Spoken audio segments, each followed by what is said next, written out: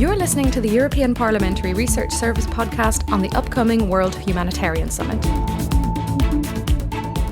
On the 23rd and 24th of May 2016, representatives of world governments, business and civil society will meet in Istanbul to figure out how to best deliver aid to those who most need it. The EU has already showed its cards, but will the summit measure up to the challenges, or will it turn into just another talking shop? Stay with us.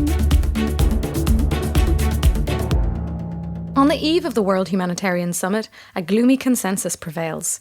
The humanitarian system is overwhelmed, and improving it is literally a matter of life and death for millions of people. Today, in 2016, 125 million people are in desperate need of assistance. Half of these, about 60 million, have been forced to leave their homes due to conflict. And the truth is, unless we start being more generous, many of their calls will remain unanswered.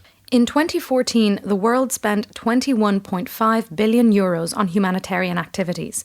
But the funding gap has reached 40% overall, and for countries such as Gambia, Senegal or South Sudan, the gap between available resources and needs is even wider. So solutions are needed, and fast. This is why, in addition to the funding gap, the first ever World Humanitarian Summit will address some of the most pressing reforms. Better coordination between UN agencies with overlapping responsibilities, integration of non-Western donors in the humanitarian system, better involvement of local NGOs. The urgency of compensating for the impact of counter-terrorism measures on humanitarian work, for example, complicating transfers of funds, the need for innovative sources of financing, and difficulties in assessing and delivering aid in conflict areas. The EU wants to use this opportunity to push for a global partnership for principled and effective humanitarian action.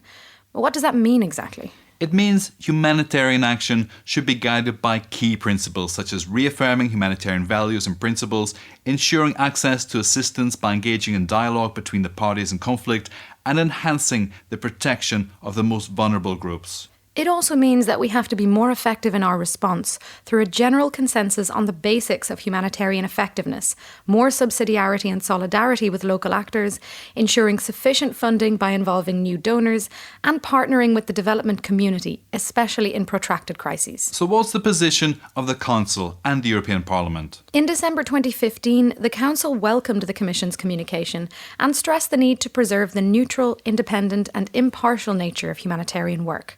As regards the Parliament, MEPs called on the EU to promote a global consensus on humanitarian action, with humanitarian principles, obligations under international law, and human rights-based protection at its core. But to MEPs, it's also important that words and deeds match up, so they want commitments made at the summit to be followed up, based on the 5-year roadmap to be appended to the conclusions. The EP is also in favour of reforming the UN to help strengthen the international humanitarian infrastructure, and stresses the need to ensure coherence between the different international frameworks in place, such as the Sustainable Development Goals and the Paris Agreement of the UN Climate Change Conference, both agreed last year. So what can we expect from the summit? Well, a collective commitment to safeguarding humanitarian access and respect for international humanitarian law is likely to be one of the key outcomes of the summit. As for the funding gap, the report by the high-level panel on humanitarian financing points at several innovative solutions to bring in new donors, such as a voluntary solidarity levy and the use of Islamic social finance. But one of the main challenges will be to translate all the multi-stakeholder discussions on disparate topics into one coherent agenda to drive action. Despite the openness of the consultation process, some observers have already expressed disappointment at the lack of coherence, focus and achievable targets shown so far. For Médecins Sans Frontières, one of the leading NGOs in the humanitarian health sector, the consultation process has failed to go beyond merely technical solutions.